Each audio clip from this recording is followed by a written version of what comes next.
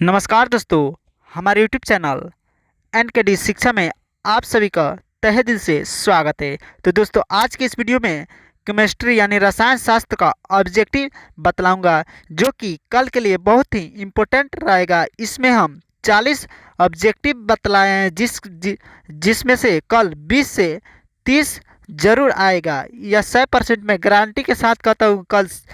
कल इसमें से 20 से 30 प्रश्न पूछेगा। तो आप लोग बिना स्किप किए अंत तक इस वीडियो को जरूर देखिए, और साथ में हमारे चैनल को अभी तक सब्सक्राइब नहीं किए तो प्लीज़ चैनल को सब्सक्राइब करके बेल आइकन को प्रेस कर लीजिएगा। तो चलिए बिना कुछ देरी करते वीडियो को स्टार्ट करते हैं।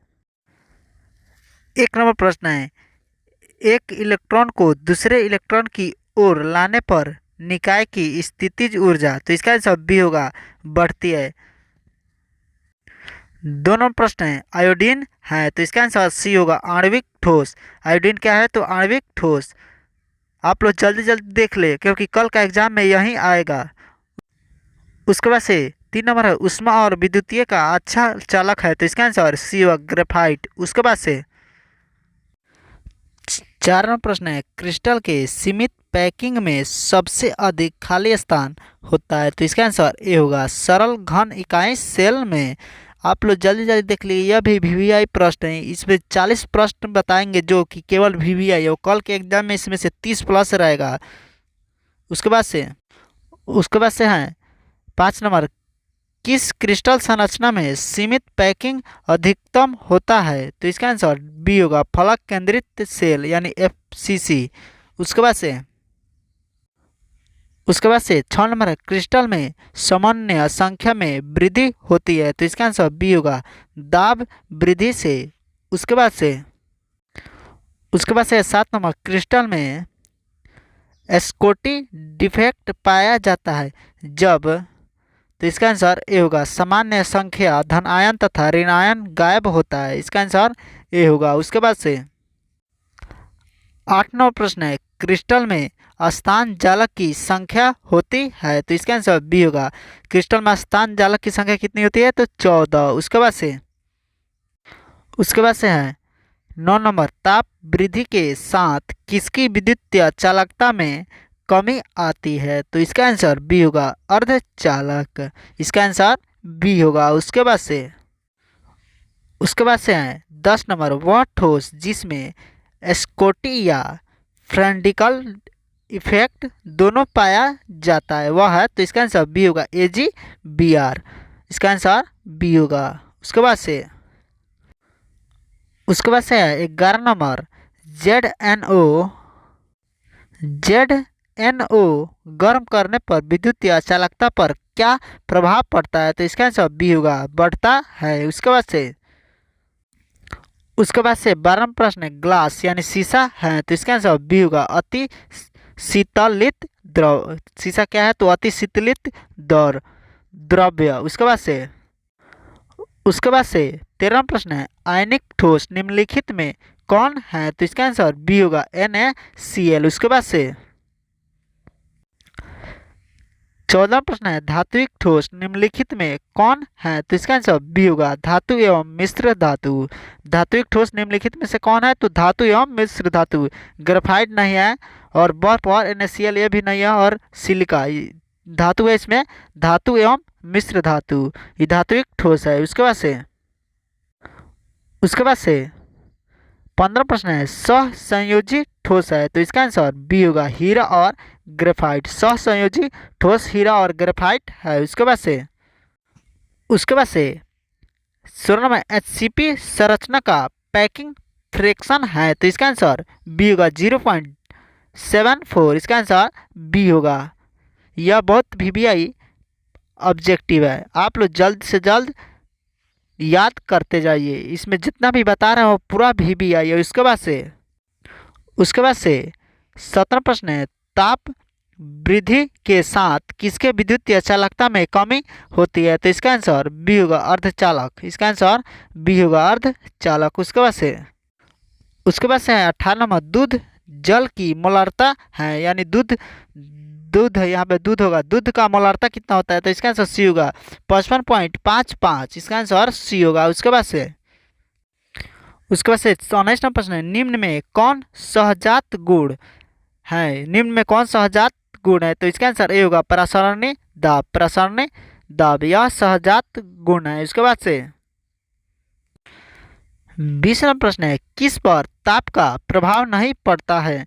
तो इसका आंसर बी होगा मोलालता एवं मोल प्रभाव। इसका आंसर बी होगा। उसके बाद से 21वां प्रश्न है, नमे से कौन राउल्ट नियम से धनात्मक विचलन प्रदर्शित करता है? तो इसका आंसर ए होगा basin plus chloroform. Beijing plus chloroform इसका आंसर ए होगा। उसके बाद से 22वां प्रश्न है, H3PO3 है एक। तो इसका आंसर बी होगा द्विभाषमिक अम्ल। H3PO3 कौन है? तो द्विभाषमिक अम्ल है। उसके बाद से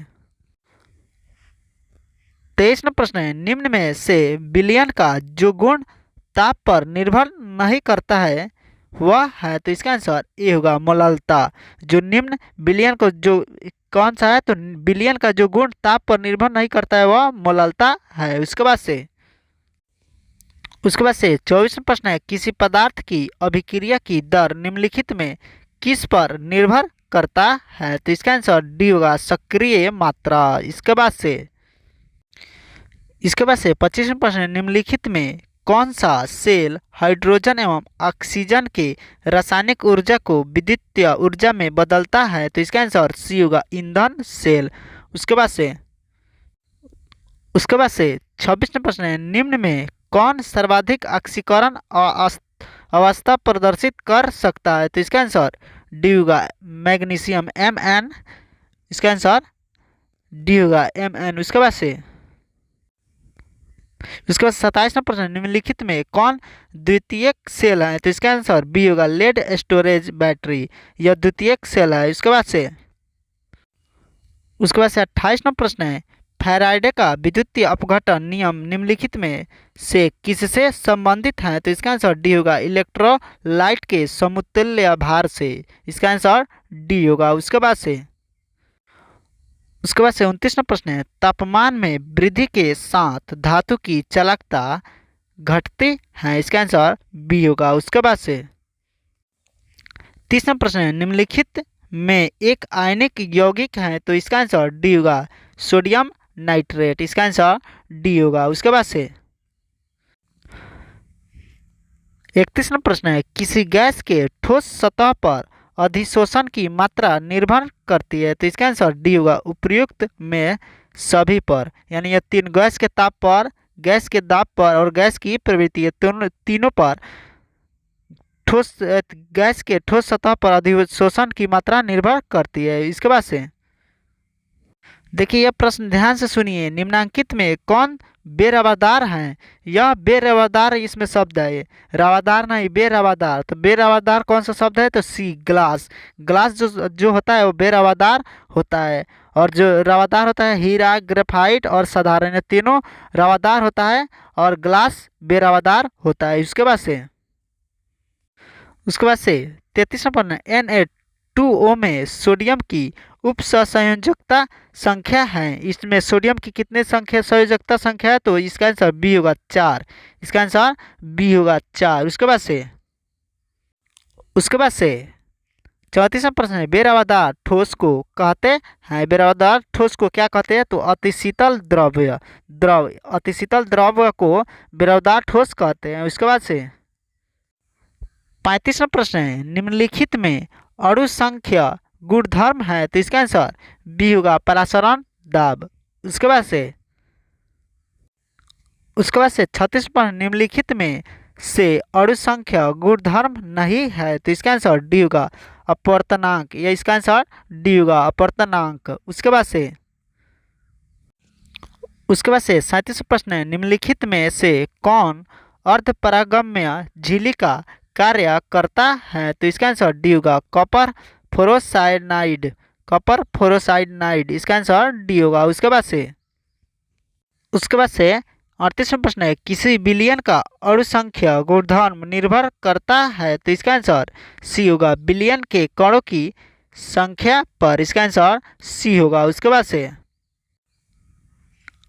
39वां प्रश्न है, वाष्प दाब का अपेक्षिक अवनमन का नियम दिया। तो वाष्प दाब का अपेक्षिक अवनमन का नियम किसने दिया? तो इसका आंसर डी होगा, राल्ट ने। राल्ट ने वाष्प दाब का अपेक्षिक अवनमन का नियम दिया। इसका आंसर डी होगा। उसके बाद से 40 नंबर यानी अंतिम प्रश्न है, नियत ताप पर विलयन का प्रसारण दाब। तो इसका आंसर ए होगा, सांद्रण के सीधे समानुपाती होती है, यानी सांद्रण के सीधे समानुपाती होता है।